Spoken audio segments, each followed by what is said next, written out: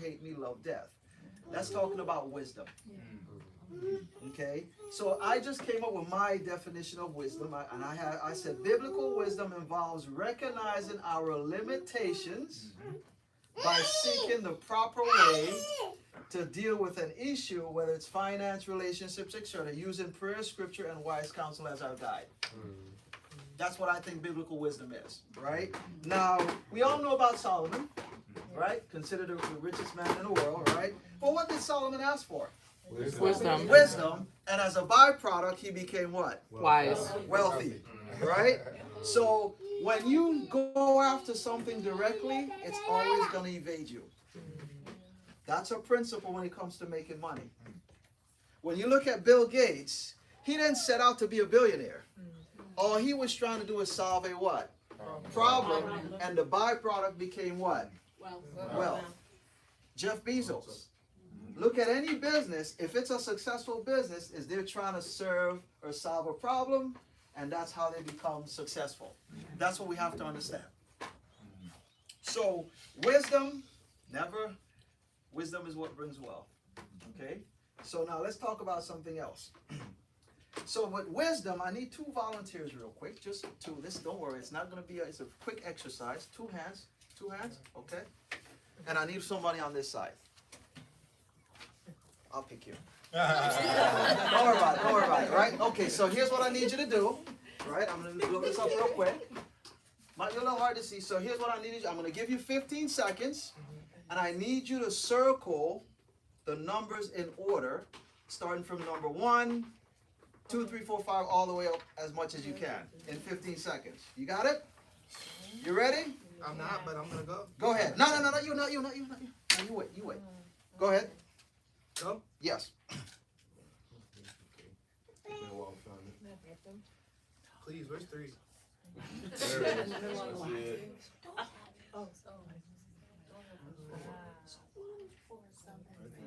Oh yeah. 5 over on the way. Don't help. All right, time. What number did you get up to? 6. Number 6. That's what I got too. Okay. And what's your name? K. K. So now K is going to do the same exercise. Okay, so she's going to get 15 seconds. Hold on. Let me make sure I got the timer right. And go ahead, K.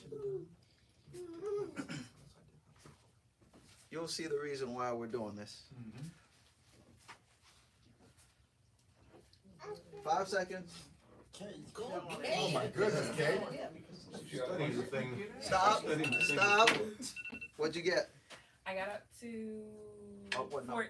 14. 14. Oh, yeah. Okay. So what's the difference? She had more time.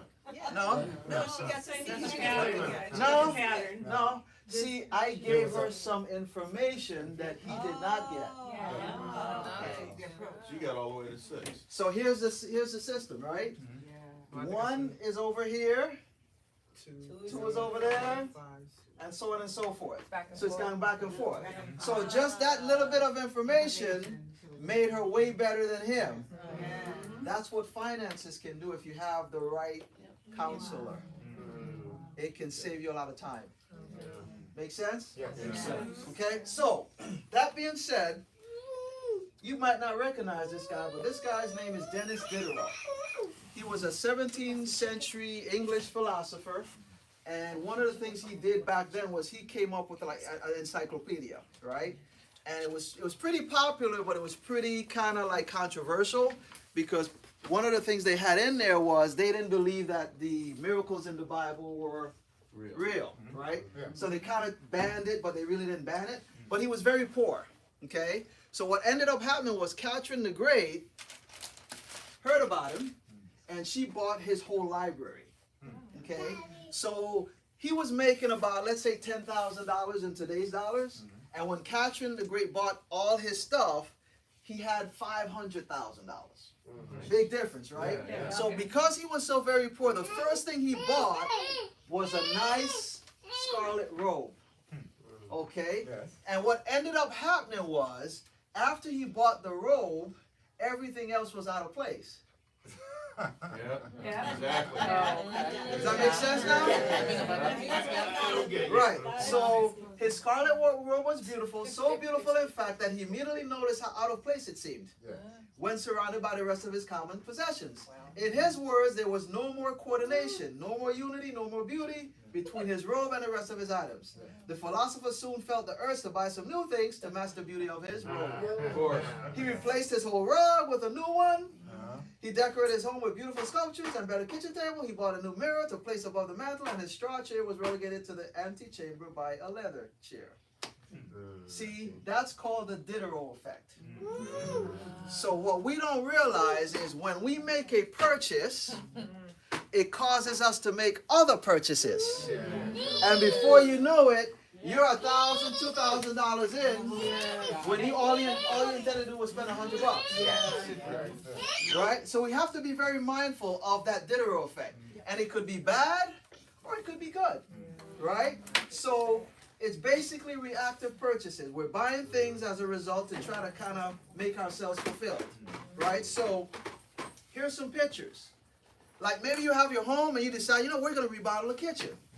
And then you remodel the kitchen and you're like, man, that living room, man. I got it right? Right? Or you start with the bathroom and then that's the Diderot effect. So you got to be very mindful of it. Now it could work in the positive sense also. Maybe you started working out. So now you need to get some shoes, you need to get some workout attire. You get what I'm saying? These are things that are happening. Or you decided to go to Colorado during the winter. You don't have any ski equipment, so you got to what? And you're never going to use it ever again. Right? So these are very important things that we got to be very mindful of. Right? Now, the reason I showed this last picture, we know that. public storage is one of the fastest growing businesses in this country. We don't throw anything away. Now here's how bad it is. Think about this, right? Somebody lives in a real nice neighborhood. They have a 2-car garage. And where are the cars? In the driveway. Because they got so much stuff they want to get rid of it. Right? So we just got to be mindful. Okay? What the world wants to do is separate you from your money. And they're pretty good at that. We have to be very mindful. Right? So, that being said, you know, we talked about your money map a little bit, right? So we're talking about mastering your money. We talked about 80% of it is what? Behavior. 20% of it is logic, right? So what we're really talking about is stewardship. And really what stewardship is what? The responsibility of taking good care of resources entrusted to us. Time, money, property, right? In Genesis 15:17, that was the first example of what I call a failed stewardship. Remember what he told Adam? Tend to the garden, right? Keep it, right? And what did they do? They didn't follow instructions. So ever since then, that's been the battle we've all had. Right? Is what we've given, we're not being good stewards of it, right? And so in my opinion, prosperity doesn't mean money. Prosperity is just simply success. That makes sense, right? So think about it from that standpoint. Now, let's go to something else. This was the other sheet I gave out talking about net worth, right? So whatever you measure is what will increase.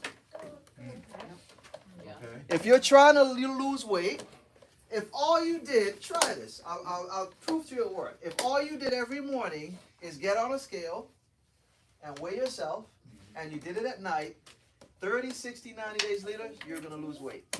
Because what you're telling your mind is you're focused on something, and you're going to start changing your habits to line up in what you want. Right? Money is the same way. You have to figure out where you're at. Right? Your net worth statement tells you where you're at. So you got to put down all your assets, all your liabilities, add them up, and unfortunately it's either going to be a positive or a negative. And even if it's a negative, that's good. At least you know where you're at. And you can what? Improve it. Right? So there's only 2 ways to improve your net worth. Reduce your debt or increase your assets. Simple enough, right? So all you're trying to do is just make that happen. So here's an example why you want to do that. Is let's pretend you had $2 million somewhere, hypothetically speaking, and you were earning 5% interest on it. Yeah. So 5% interest on $2 million is $100,000 a year. So if your lifestyle required $100,000 a year income, you're financially free. Yes. Does that make sense? Yes. So being financially free simply means you're no longer working for money. Money's now working for you. Big difference. So one of the things a lot of people make a mistake is they're spending their time buying liabilities, thinking they're assets. Yeah, that's true. Right? The wealthy buy assets, not liabilities. Make sense? Okay, so here's a quick thing to think about, right? How the world sees certain things and how I believe God sees it. Right? Some people believe possessions are evil. And some people believe possessions are what? All right.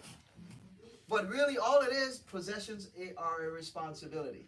Yes, they are. That's what they are, right? Yep. Some people just work to meet their basic needs. Some people work to become rich. In my opinion, you work to serve the kingdom, Yes. right? Some people believe godly people are poor. Some people believe godly people are wealthy.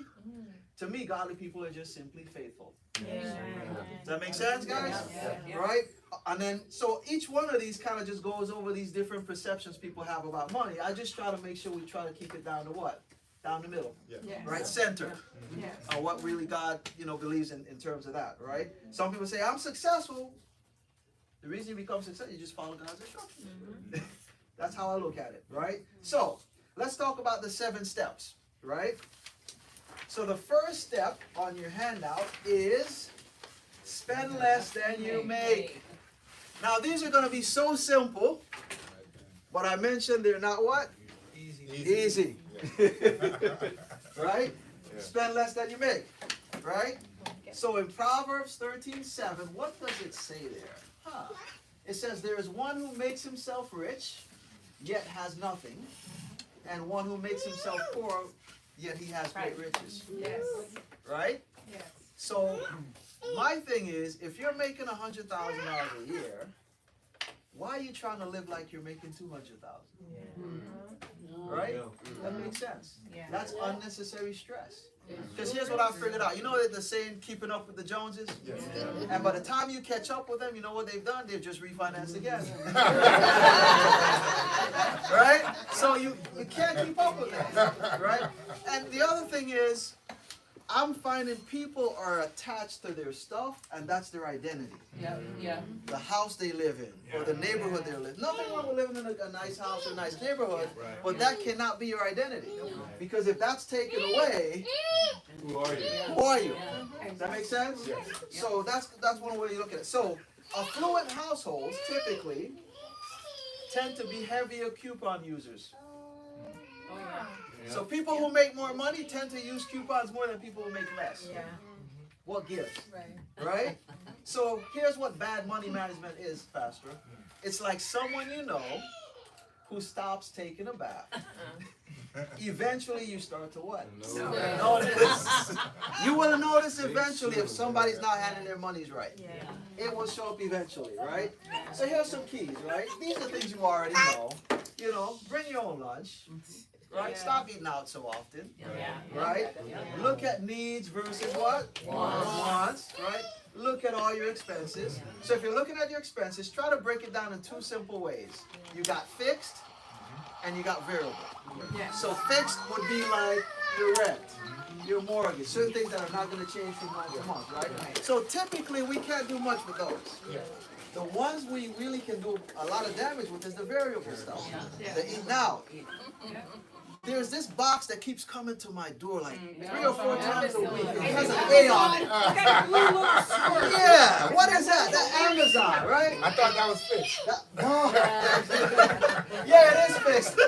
But you get what I'm saying, right? We gotta control that, right? So it's better to have money and not need it than to need money and not what? And not have it, right?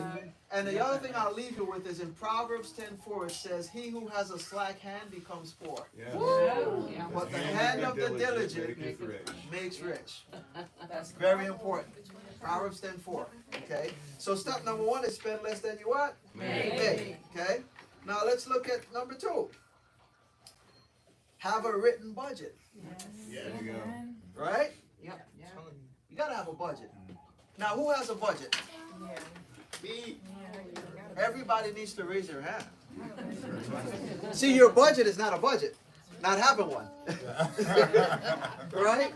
So the thing about it is we have some people that write stuff down. We have some people that use the different software programs, right?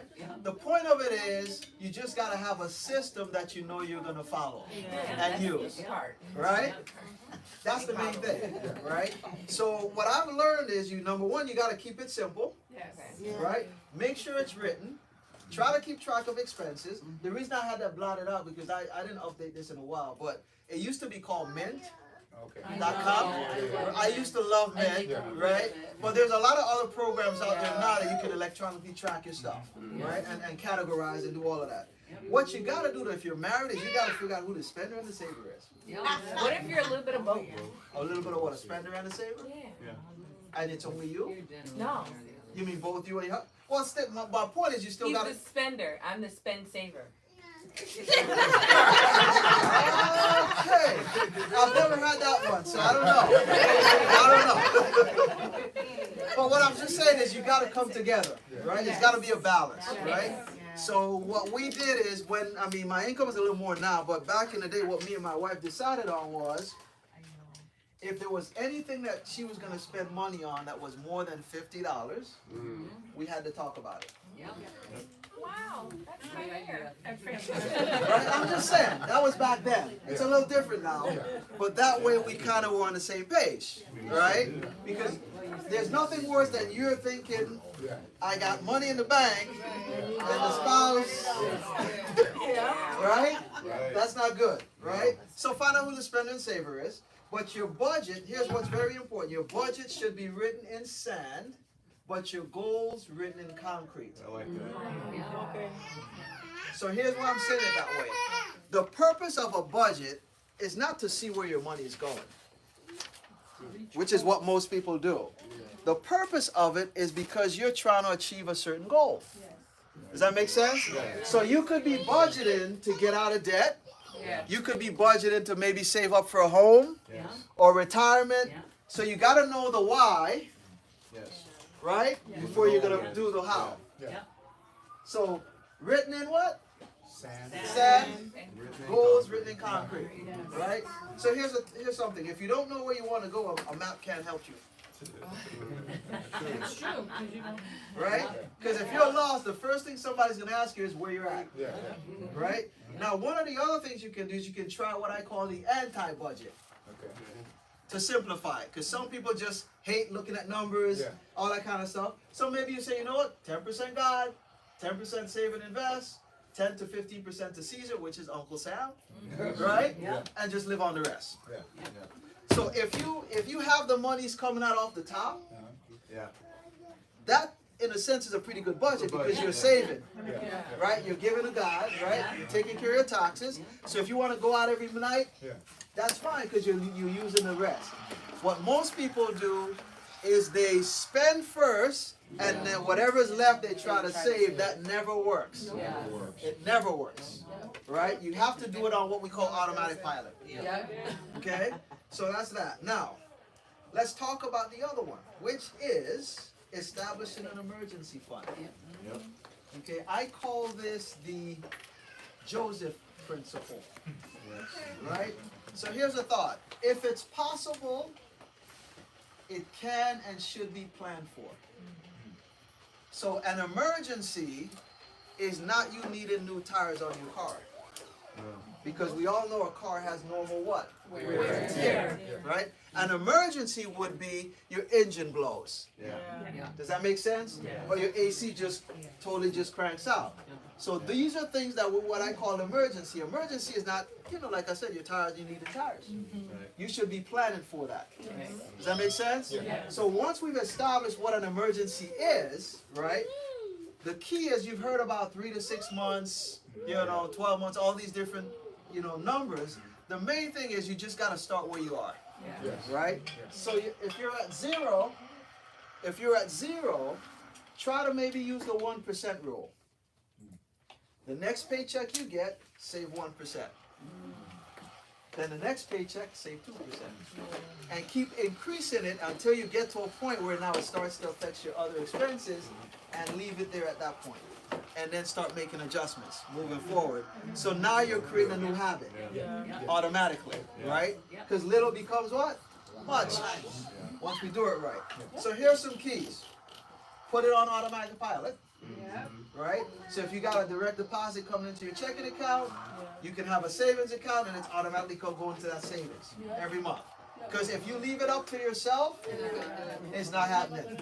It's not happening, right? Start with something like I mentioned. Use a liquid account. What I mean by that is you'd use something where you can put the money in and it's easy to get to. It's not tied up. Okay? So I'm not talking like a CD, just a money market account, a savings account, something like that, right? And what I mean by the Joseph principle, you know the story, right? What did he tell Pharaoh to do? Save. You guys remember what percentage he said? Well, it was going to be 7 good years, and it was going to be 7 bad years, right? So what he told Pharaoh, let me read it for you. Let me get there. Is so, and this is in Genesis 41, 33 to 36. He says, so now Pharaoh should look for a wise and discerning man and give him authority over all the land of Egypt. Pharaoh should do this. He should appoint officials throughout the land to collect 1/5 of the produce, 20%. Which is 20%. So the principle there is this. In the good years, they were saving a pretty big percentage. So when the lean years came, they were able to what? Sustain themselves. Right? So the mistake most people make with their finances, their income might be pretty good, and they're not putting anything away for a rainy day. And then they get laid off or something happens, and now they cannot sustain themselves. So the principle is you got to be consistently putting monies away, because what they actually did, what Pharaoh did is they cornered the market. Right? Everybody had to come to them for grain. And there was nowhere else to go. There's always cycles when it comes to the economy. Right? So if you have cash on the side, when stuff goes south, you'll be like, opportunity is where? Everywhere. Does that make sense? Right. So saving is intentional. It's never accidental. Never accidental. It's an intentional thing. Right?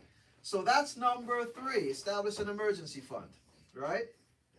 So let's talk about something that's it's a pretty bad cancer out there. The D word. Debt. Right? Student loan debt is now more than credit card debt. It's 1.8 trillion. There's 40 million people that are in student loan debt with an average of about 39,000, just under 40,000 owed. Credit card debt is now 1.1 trillion. The United States, we're in 37 trillion in debt. Now I want you to put this in perspective. How much is a trillion? I mean, have you ever really thought about really how much is $1 trillion? Now, I'm not showing you this. It's crazy, right? I'm not showing you this, but I'm just showing you this to kind of give you a visual, right? This is a $100 bill. Okay, not $1 bills, not $20 bills, $100 bill. So now look at this picture. $1 million, right, is 3 feet high. So if you took $100 bills and stack them like this, going all the way up, it's 3 feet. If you took $1 billion and did the same thing, it's higher than the world's tallest building. It's over a half a mile tall. Wow. $1 trillion is 631 miles. Wow. You're in orbit. The space station, the U.S. space station is 248 miles above the Earth. $1 trillion is 631 miles. Now the state of Florida, I did a research, the state of Florida from the most northernest part to the most southernest part is about 500 miles.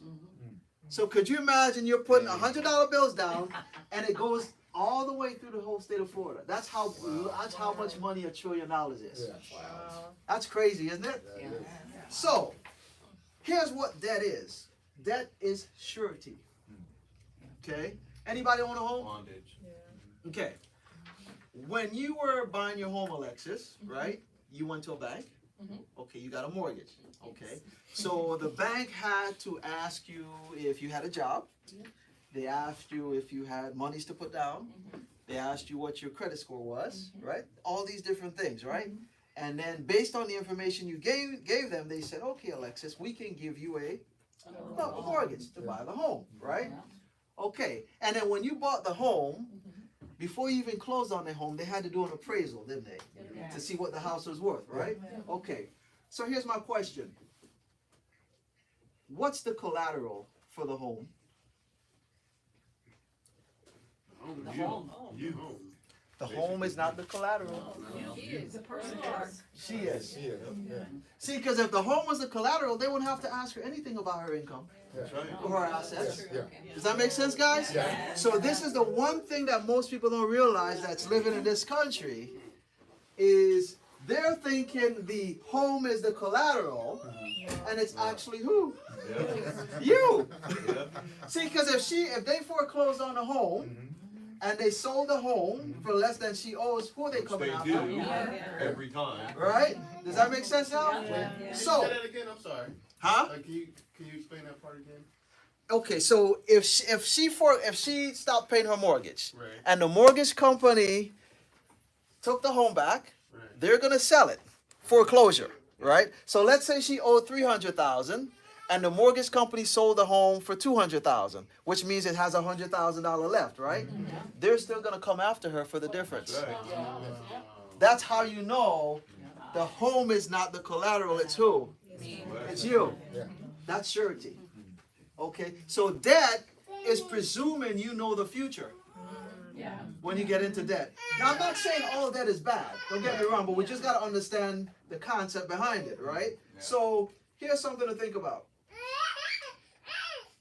So what debt is, it's surety, is someone who is legally what? Responsible for the debt in spite of the collateral given.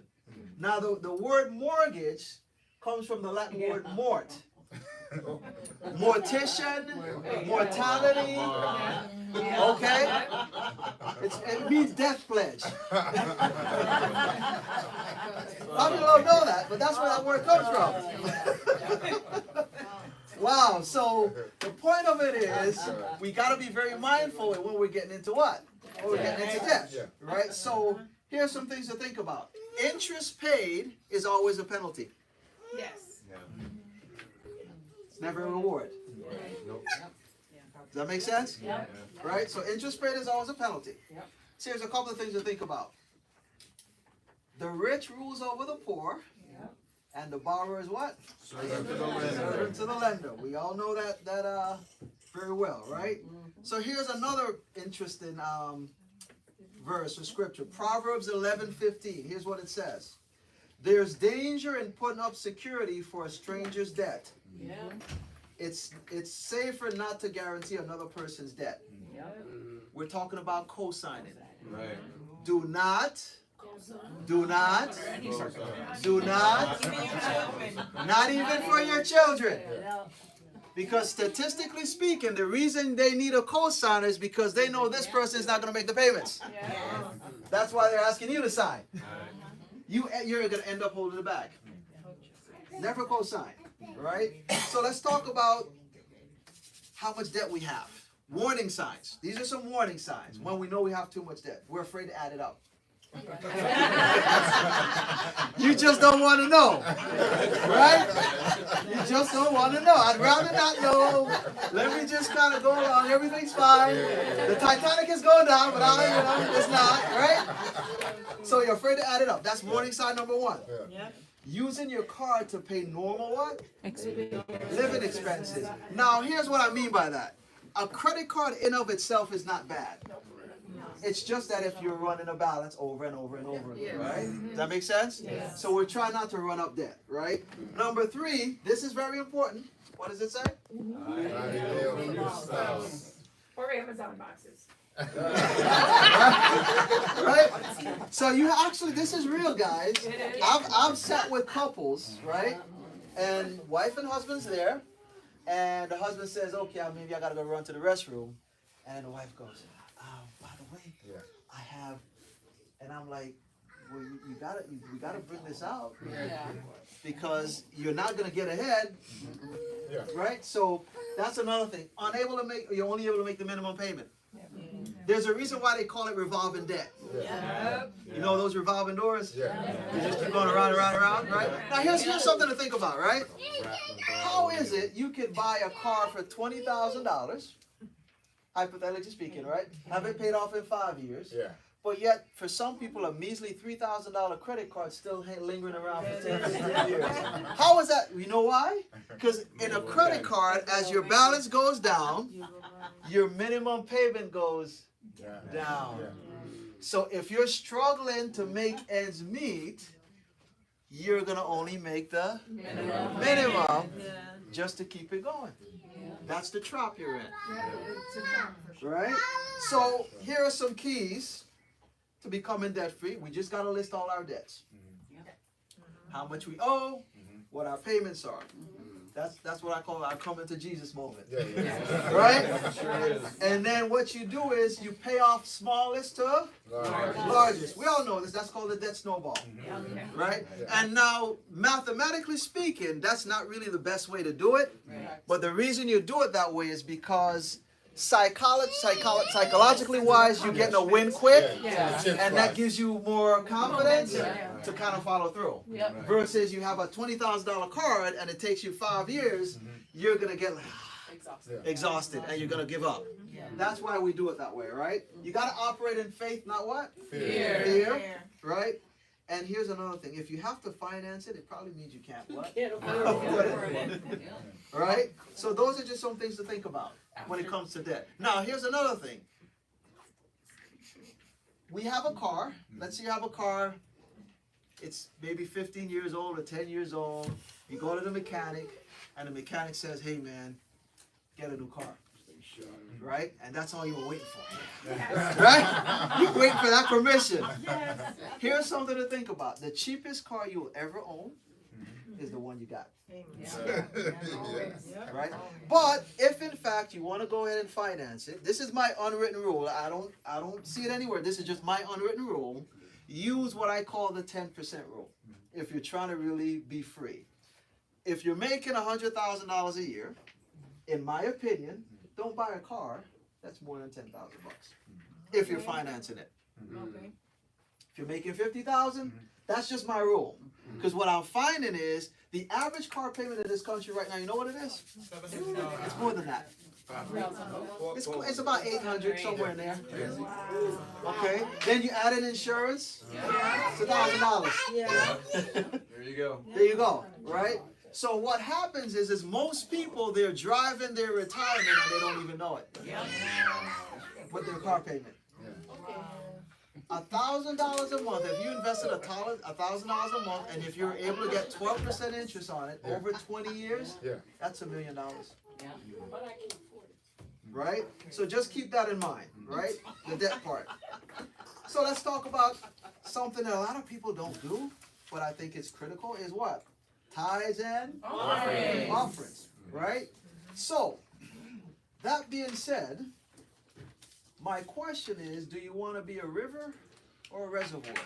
River. Right? Now here's some stats. Only about 5% of the adults in the U.S. Tithe.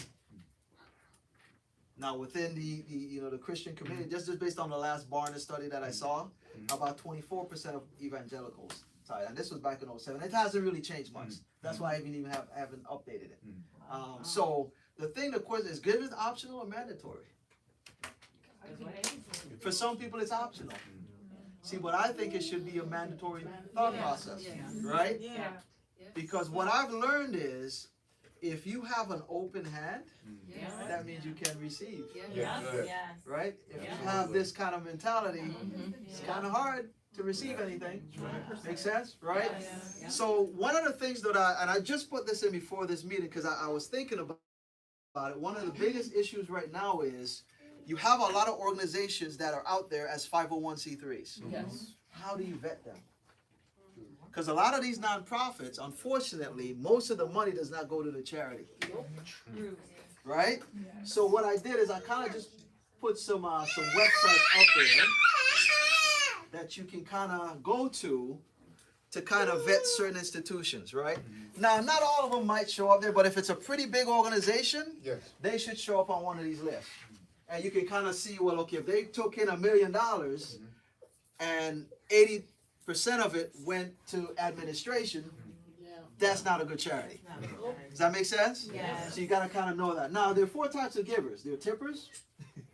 They're kind of sporadic, you know, when they feel like it, kind of a thing. You got givers. They're somewhat regular. You got investors. You got people who kind of just give to certain projects. Yeah. You know, they just like doing that. And then you have people who are what I call stewards. It's a lifestyle of what? Generosity, right? And that's ultimately where we all want to get to. Yes. You know, being pretty consistent in what? Being generous. Yes. Right? That's the bottom line there. So that's kind of on tithe and offering. Number 6 is invest, don't save for your future. Okay?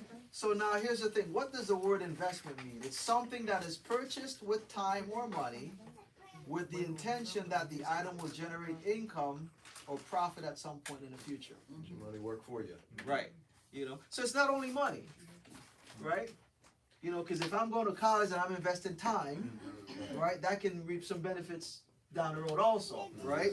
So here's what I've learned though is one of the things that people don't realize is there's certain principles that as long as you follow those principles, you'll always be fine in the long run, right? One of those principles I talk about is the Noah principle. So Noah knew it was going to rain. Yeah. God told him it was going to rain. Right.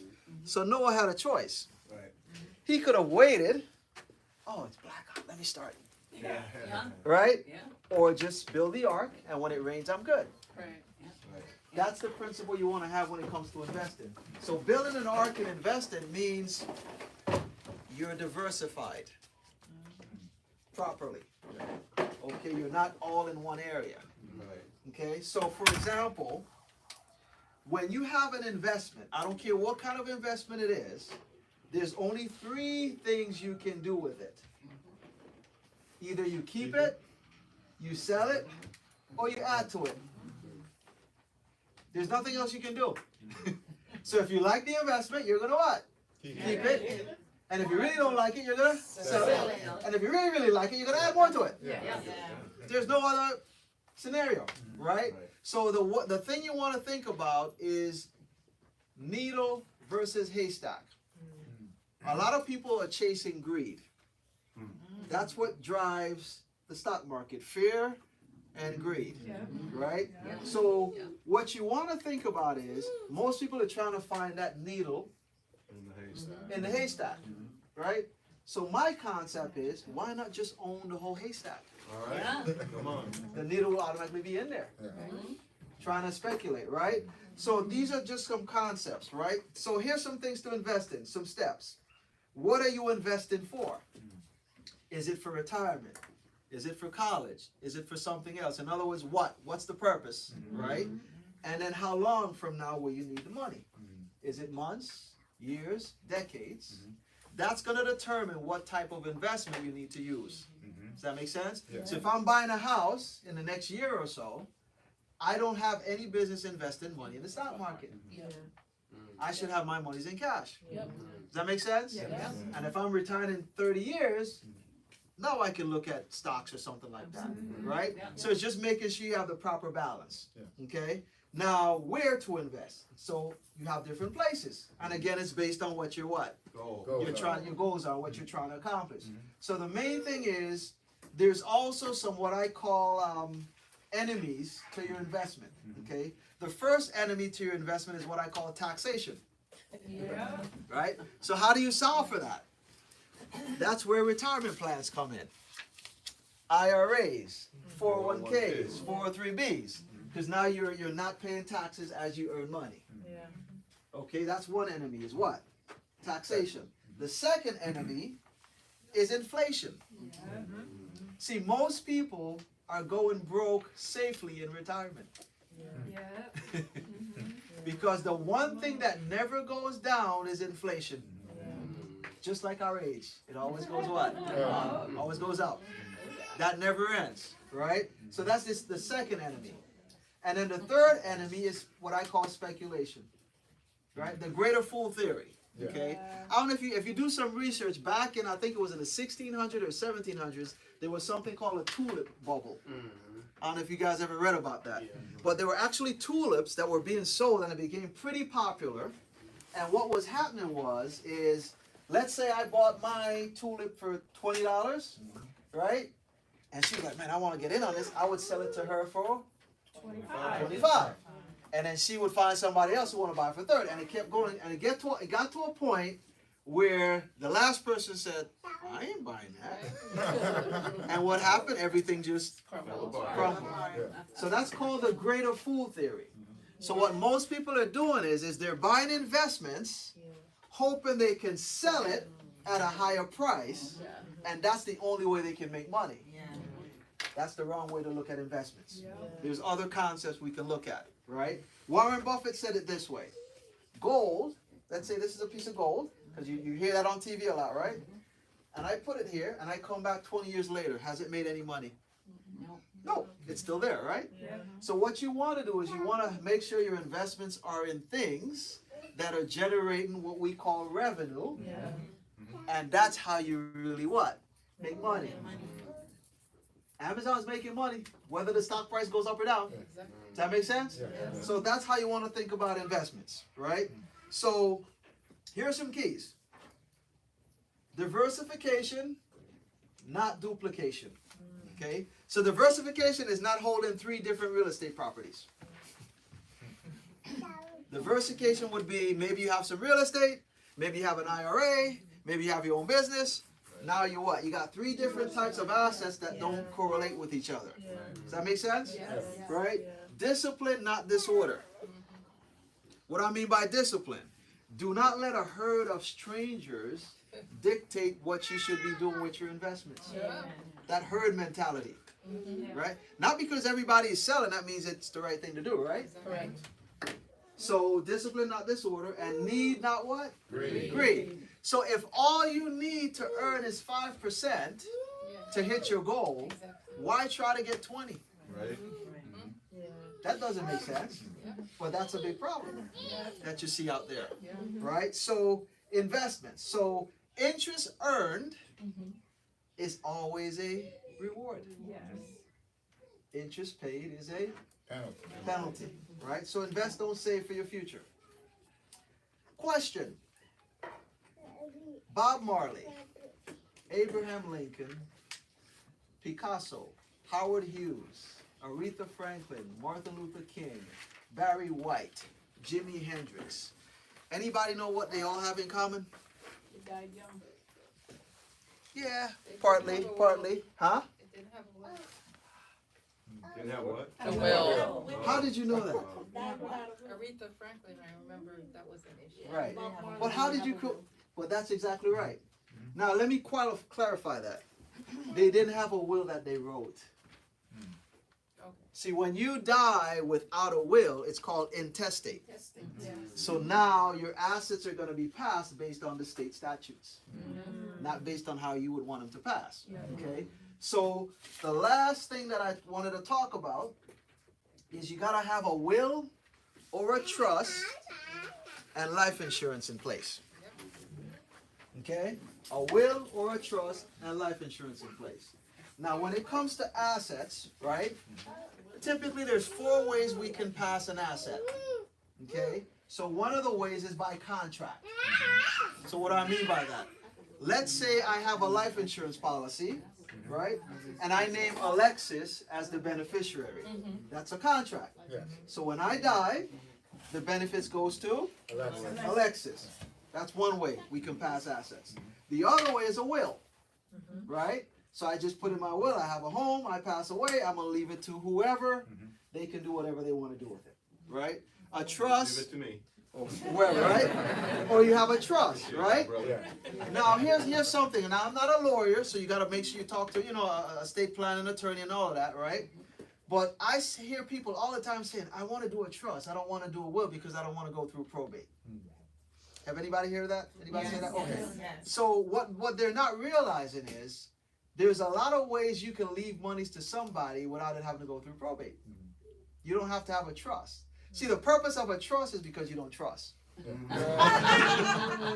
Okay. So here's what I mean by that, right? So a will passes the asset outright, right? So I have this, I leave it for Alexis, she gets it, she can do whatever she wants to do with it. Yeah. But if I put it in a trust, I say, Alexis, this is yours, but you can only take a little bit next week, and then a little more 5 years from now. I'm controlling how she's using the asset. Yeah. Does that make sense? That's what a trust does. Yeah. So I'm not saying there's not a reason for a trust. Yeah. We just got to make sure we're looking at it the right way. One of the other things I see a lot of people make mistakes on is bank accounts don't have beneficiaries. Savings accounts don't have beneficiaries. I see people get divorced and they leave the ex-spouse as a beneficiary. So you got to make sure you look at all your documents, your 401ks, your IRAs, your bank accounts. Make sure all that stuff's up to date. And when it's up to date, every couple of years you still got to revisit it. Yeah. I have to do that right now because a few years ago I didn't have any children over 18. Now I do. Does that make sense? So it's something you got to revisit, right? So a will and a trust and life insurance in place. This is a biggie. A biggie. Because we're all gonna what? Die. And we all hear the story in 2 Kings, I think it was, chapter 4, verse 1, with the widow. You guys remember that story? Yes. Right? And what happened there? Her husband had died, right? And this was in 2 Kings 4:1. It says, one day the widow of a member of the group of prophets came to Elijah and cried out, my husband who served you is dead, and you know how he feared the Lord, but now a creditor has come threatening to take my sons as slaves. So he had no provision to take care of the debt. Right? So let's talk about life insurance in the right frame of mind. Number one, the only purpose of life insurance, in my opinion, is if you don't have the cash to pay for whatever you're about to insure. Does that make sense? So if I had $1 million in the bank, right, and I wanted to leave $1 million to my wife, do I need life insurance? No. So the purpose of life insurance is when there's a gap between our assets and certain liabilities that we would want to. So if you have a mortgage, for example, right, you would want to leave that mortgage or the house to the spouse without a mortgage, so you would get life insurance to make sure that's paid off. Make sense? That's the purpose. Now, when you think about it though, most people, 50% of the people in this country don't have any. I'm not talking about through the job, because most people think if they have it through the job, I'm talking individually. So what I realized the last time I checked, unless we're here when he comes back, we're all gonna what? Die, right? So it's the only insurance you're guaranteed to use. You're not guaranteed to use your car insurance or your homeowners. But this one you're guaranteed to use if you need it, right? So let's talk about a good and easy way to figure out what you need it for, if you need it, right? Think about the acronym. I'm going to come back to this, but think about the acronym LIFE. So if you're planning about your life insurance, pretend for a moment you don't have any. So the first question you got to ask is, okay, do I need any types of debt to be paid off? Example, my mortgage, right? So let's say, hypothetically speaking, I have a mortgage, $300,000 balance. My wife's a stay-at-home wife. I would want to make sure I got enough life insurance to pay off the what? The mortgage. So that's a liability. Or if I have some other debts that I want to have paid off. So that would be one part of it. The second part would be income replacement. So in that case, if it's a two-income household and the spouse passes away, the wife might need to ask, am I going to still need an income coming in? to maintain the household, Right. to replace his income. So if that's a yes, then we got to figure out how much we're going to need just for that. Yeah. And then we got to talk about the funeral, right? Some people might say, I'm just going to do a cremation, or some people might do something more formal, but again, that's something we need to address. It's expensive. Expensive, Still for sure is. expensive even if Cremations are cremation. $3,500 Right. now. And with, lastly, you've got education. So if you have young kids and you want to make sure college is paid for, we got to account for that, right? Because here's the thing, the only thing that's driving your overall financial plan is your income. That's the only thing that can stop it. So if you're putting money away for your child's college and you pass away, that income stops. So in order to make sure that college is taken care of, that's where the income protection comes in. Okay, so real quick, I know I'm trying to make sure I'm not taking too much time here, but this is important. Term, not cash value. Yeah, for sure. Term, not cash value. I'm in the industry over 20 years. If cash value was good, I would own one. Okay, we can look at numbers if you really look at numbers, right? It's called whole life. Right, whole life, a bunch of different names, right? Get coverage for only what you don't have the cash to pay off. I'm sorry, can I ask you a question real quick? Can you hold that question? Yes, I can. At the end of Q&A. I got it. Okay, yes. So yes, just to pay off the stuff you need to pay off. And you only need it for a time frame, 10 to 35 years. So here's the concept. You buy term for the length of you need it, Yes. and you invest it separately, not within the policy. A cash value policy, you're paying for two things. Life insurance and savings, you only get one. The insurance company keeps the savings. They don't pay out the coverage. I mean, they pay out the coverage, they pay out the coverage, and they keep the savings. Right? So the idea is you're going to get more coverage for less money, and by investing separately, you're now controlling both sides of the equation. Yes. A principle when it comes to better money management is this. The more control you have, the more it's going to work better for you. The less control you have, the worse it's going to be for you. Why is owning a home better than renting? Because you have more control when you own versus rent, right? That's a concept. Keep that in mind, right? So always remember, by term, you're getting it for a time frame, and then once you get to a certain age, retirement age, you don't need it anymore because the kids are grown, your mortgage is probably paid off, and all you're looking at is maybe just funeral, basic stuff, right? You don't need a bunch of coverage. Does that make sense? Right. That's how you want to look at it from that standpoint. Okay, so basically just stay away from high premium, low coverage insurance products, like whole life, index life, variable life, right? 98% of the people needs term life.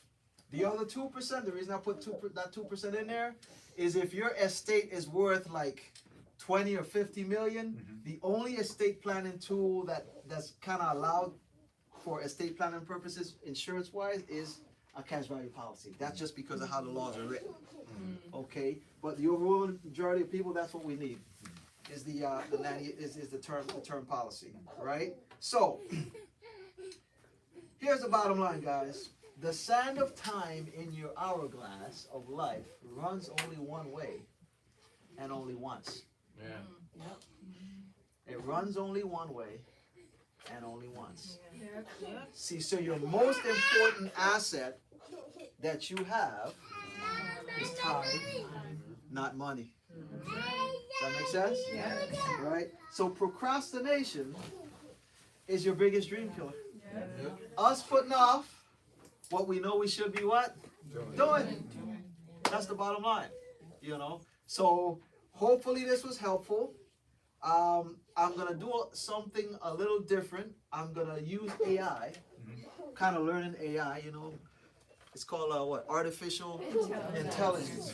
So we're gonna do a quick review on some of the stuff I covered, just to kind of reinforce it real quick, and then we'll start off with your question once this thing comes up here, right? Yeah. So I learned that. I'm like, okay, this is What pretty program cool. is this? This is Notability. Notability. Yes, Nice. yes. So it's a great way to study stuff, all that kind of stuff. But was this helpful? Yes. Thank you. So once it hits there, I'm gonna go ahead and 98, 99. It's always that last 2%. Yeah. Yep. And then I'll open it up, for any questions, like, you guys may have on anything specific here. Come on. I guess maybe we'll wait. Go ahead with your, while I'm waiting for it to load, the question you had. Yeah, so what did I did it a while ago, so I don't kind of remember, to be honest with you. With the term life insurance, like you have to choose like a time, like right then and there, like, oh, I'm gonna do 10, I'm gonna do 30, I'm gonna do. Right, correct. Okay. So that's the question. Yeah. Okay. Yeah, so I mean, typically you want to get the longest you can based on your age. Okay. Typically. So as you get older in age, you're not gonna have the ability to get like a 30-year term. Yeah. So that's kind of where that would kind of run into a little issue there. And do you know the longest time you could do? Or is it? Well, I'm aware of a 35-year. Most companies go up to like 30, but I'm aware of a company that does up to 35 years. Go ahead. Would you recommend getting it outside of your job also? Yes. Here's why. You can never get it as cheaply or inexpensively through your job because it's a group, right? But the problem with that is if you change jobs, it doesn't follow you.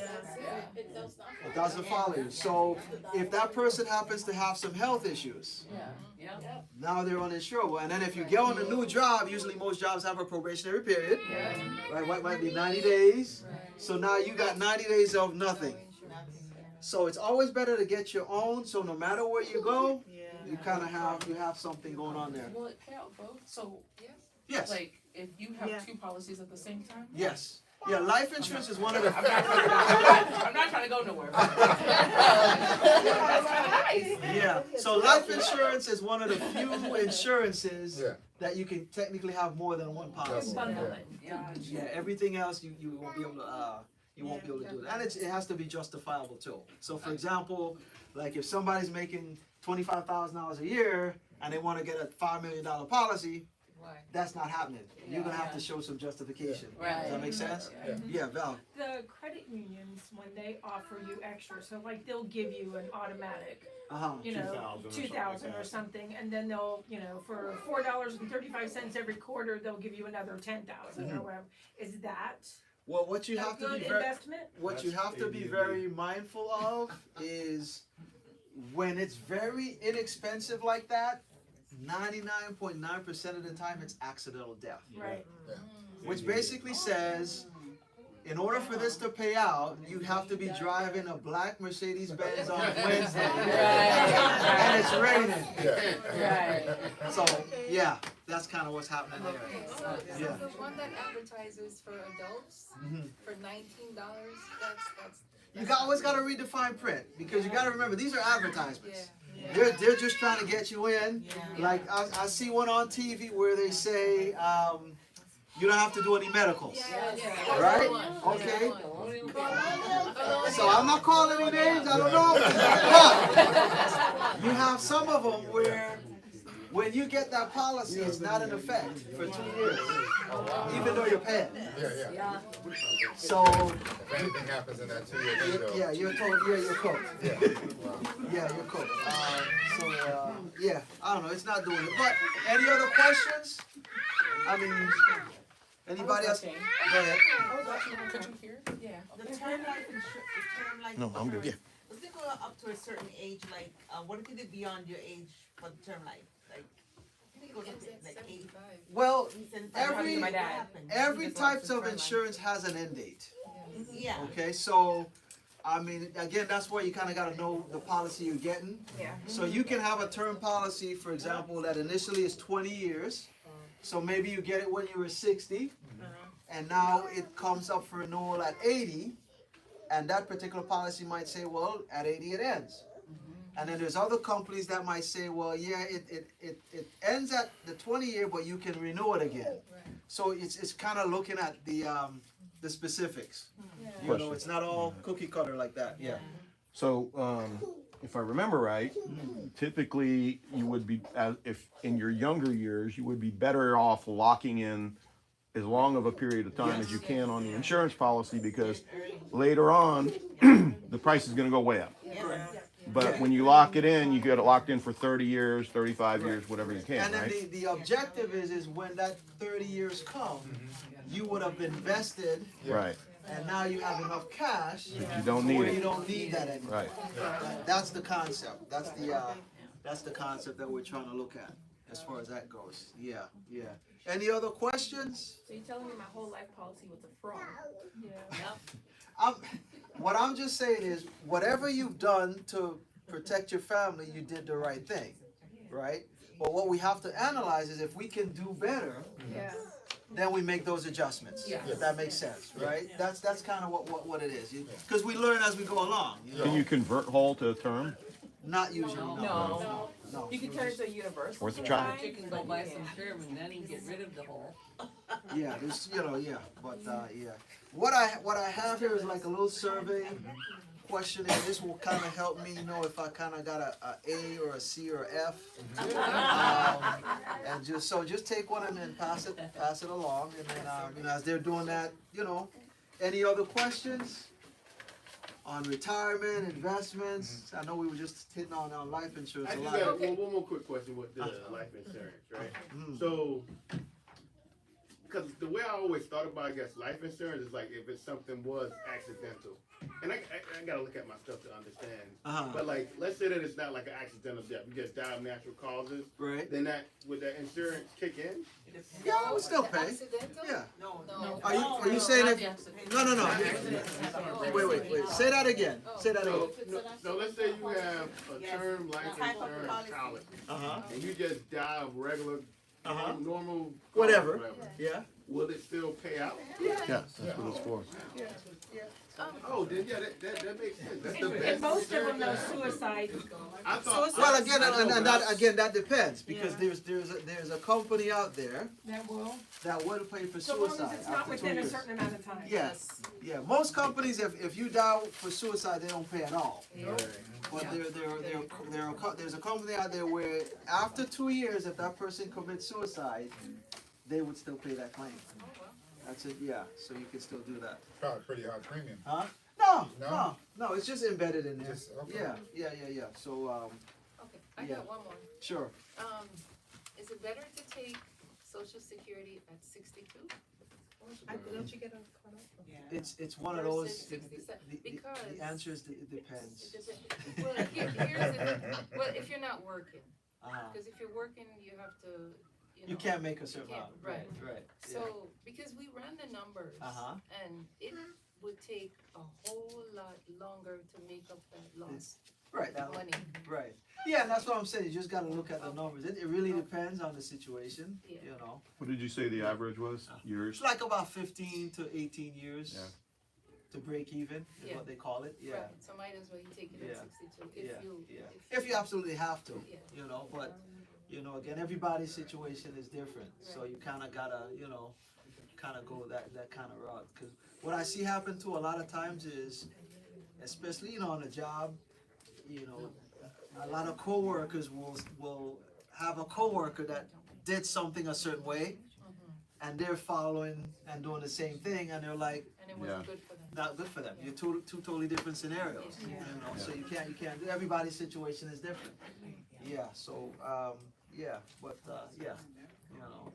Don't follow the herd. But the thing is, with your IRAs and your retirement, is just making sure you're just kind of, just doing certain things over time.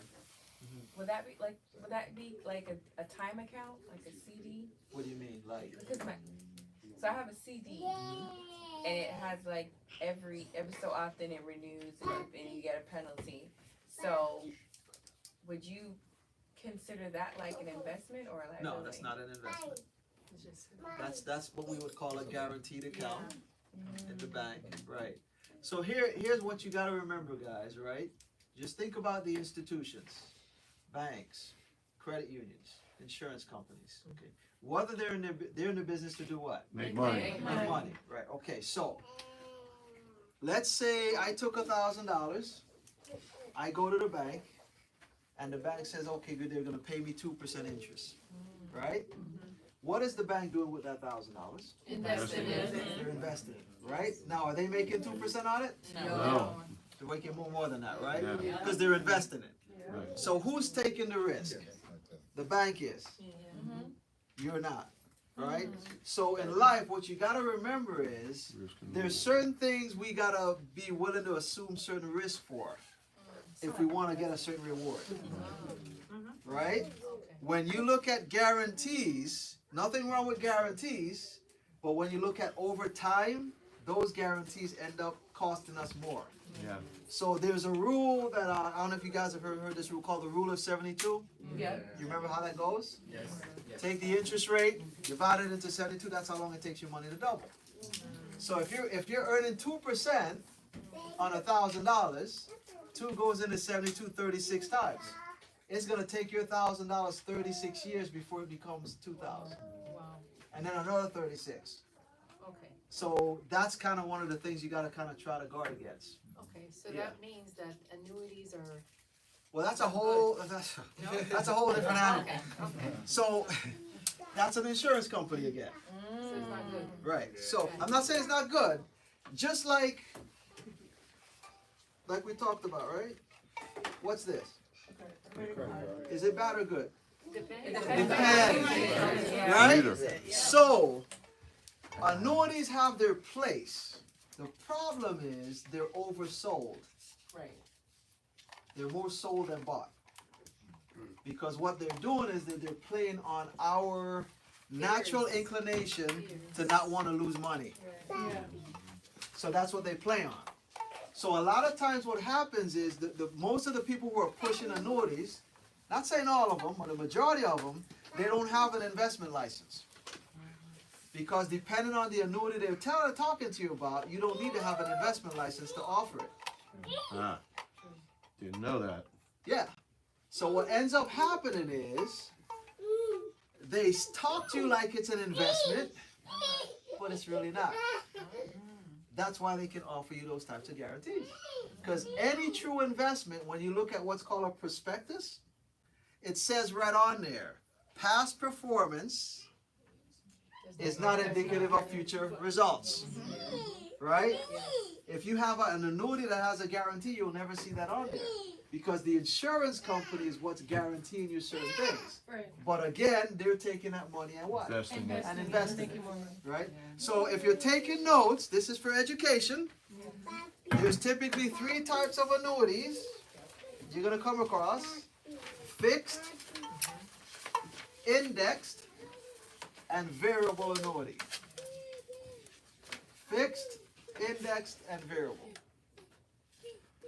Notice variable doesn't have certain guarantees Right, because they're trying to invest that money in the market. right. Okay, index is kind of using an index like the S&P 500, and fixed is what? Just a fixed rate of interest. Yeah, you know. So the whole idea is to make sure is to get more of a big comprehensive plan and just see what makes sense based on your goals. So what I find most people do when they're sitting down with a typical advisor, the conversation revolves around products first. We got this product, we got that product, we got this product, we got this product, right? The first thing you should be talking about is your goal. Goals. What's your plan, right? And then once we figured out what your goal or plan is, now let's look at which products or services makes the most sense to help you Achieve achieve your goals. those goals or dreams. That's the way it should go. But because the industry's so, I hate saying this, but it's money driven, Yeah. right? That's kind of what they're looking at. You know, they're not really looking out for the best interest of that person. Yeah. It's kind of like, let me sell this annuity because I'm gonna make a lot more money doing it than I do a regular investment. That's just the reality of it. Yeah. That's just I mean, I talked to a young lady. This was yesterday. Yes, because she got referred to me because she got sold an annuity, and she retired from one job, Pastor, and the person she met with took 100% of the money and put it into what? An annuity. An annuity. That happened to me. Okay? Say that again? It's like you retire from your job, so let's say you had $200,000 in your 401k. And you meet with an advisor, and the advisor says, okay, I have a great plan for you, and he takes all of your money and puts it into an annuity. Yep. That's exactly what happened to me. So now she's kind of stuck. You see what I'm saying? So the thing about it is nobody's perfect. I'm not perfect, right? So what I've learned is there's a difference between making a mistake based on this or based on this. And we can tell. That's kind of what you got to look at. You know? So it's just being able to put yourself in a position where it can, you know, you can make better and more informed decisions. Yeah, my AI just went, oh, here it is. Perfect. Okay. There it is. The main takeaway. Wow. Okay. I wanted to do the quiz. Here's the quiz at. Let's see. The quiz. AI for you, right? Jeez. My goodness. So here's a question. How long or how many miles is $1 trillion? 614. Oh, no, 614. 631. 631. 631. All I know is it's past the space station. So. Now what's more debt? Is it student loan debt or credit card debt? Which is more? Student loan. 1.8 trillion. 1.8 trillion. Crazy, right? That's crazy. Good recall there. Okay, so here we go. Here we go. What type of life insurance does the text recommend for most people? Term. There we go. Right? Cool. What are the 3 keys to successful investing mentioned? Diversification, not duplication. Discipline, not disorder. Need, not greed. Oh my gosh, you guys are good. Things are According to anti-budget approach mentioned, what percentage should go to God? 10. 10%. Cool.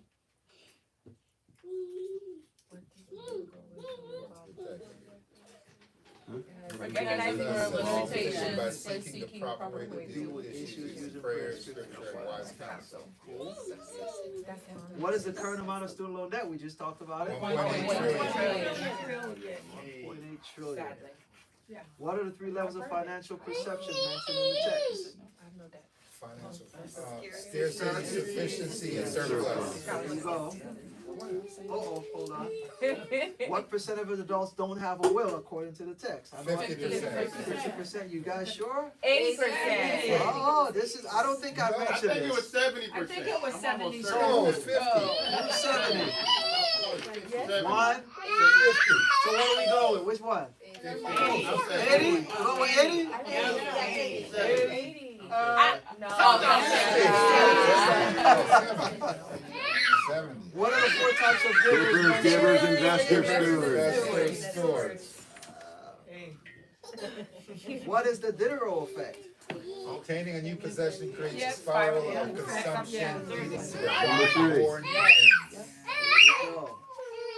boys and toys. What does the text suggest about relation between money and choices? What does Money buy? buys Money buys choices. Choices. You got it. Oh, hold on. What percentage of success or failure with master money is based on behavior and attitude? 80. 80%. You got it. Recommended approach for paying off debts? Smallest. Oh, I'm gonna do that. I keep it moving. What does stewardship mean according to the text? Responsibility of taking good care of the resources entrusted to you. Cool. I keep hitting that button. According to the study of people who budget are much wealthier than those who do not. 40? Yep, you got it. What does the text suggest about the relationship between wealth and wisdom? Wealth always brings wisdom. Wealth never No, brings no, wisdom. wisdom Always always brings brings wealth. wealth. Wisdom always brings wealth. What is the key word that everything related to finance begins and ends with? Stewardship. Or wisdom. What does the text suggest about financing purchases? You have to find it. It said you can't afford it. You can't afford it. Yeah. Oh, God. What percentage of households have less than $1,000 saved? Ooh, wow. I didn't I don't cover remember that. that one. I would say 50%. 50%? Yeah, I'm sure it's high. Uh-oh. 43. Close. Stop. What is described as the biggest dream killer? Procrastination. Procrastination. And then one more. What percentage of adults tie? 5%. Oh, yeah, 5, and then, but in That's the whether village Christian school or it was not, more. right? Oh, yeah, hey. Yeah, 90%. that's Go team. Yeah, man. But I'm done. I mean, I don't know if you guys have any other questions, but I'm done. Hopefully this was helpful. Very helpful. Yeah. Very helpful. That was really good. Pass Yeah. these down, collect the surveys. Marlon, Mike, you guys got any comments? Well, one more round of applause for Kingdom Advisor. And we've given our information and filled out the survey, but for those of us who want to be proactive or may have an interest, Yes. how could anyone who wanted to get with you on Well, an just individual if basis? there's a bottom part to questionnaire, so if Okay. that's the case, just fill that part out and then I'll reach out. So you, okay. all right, Yeah, I'll reach that's- out that's- and What's the area code? Because I don't answer everybody. 954. Okay. Well, you know what? Let me do this. I'm gonna use Email. technology. If you are wanting me to reach out to you, go ahead and text me. Okay. Yeah. And then I'm gonna hit you back, Yeah. Galen Williams, and that way you can save me in your contacts. There we go. 'Cause I don't pick up So for my everybody. number is 954. Okay. So 954 801 8312. 312. Okay. Yeah, I know. Yeah, most people don't. If they don't recognize the number, they. Yeah. And make sure you put your name in the Yeah, text. just put your name, and then I'll respond once I get around to it. Hey, Galen, save me in your contacts, and then I'll reach out. You know. Yeah. What's your last name? Williams. Williams. Yeah. Wow. You know, I saw that the slideshow and I thought it was just like the software that you were using. Oh. Yeah. You're so funny. The copyright. But you guys all good? Any other questions? No. Good for now. But listen, we really want to thank you, Galen. It was a fantastic evening. You imparted a lot of wisdom, and you made it fun too. Yeah, well, that's So that was that's the good. key. That's the key. Thanks again. Thanks for having me. Yeah.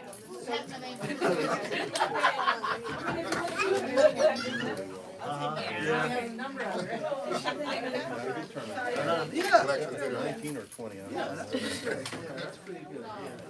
We were decide to do it round 2. We'll get another. Get more people. Yeah.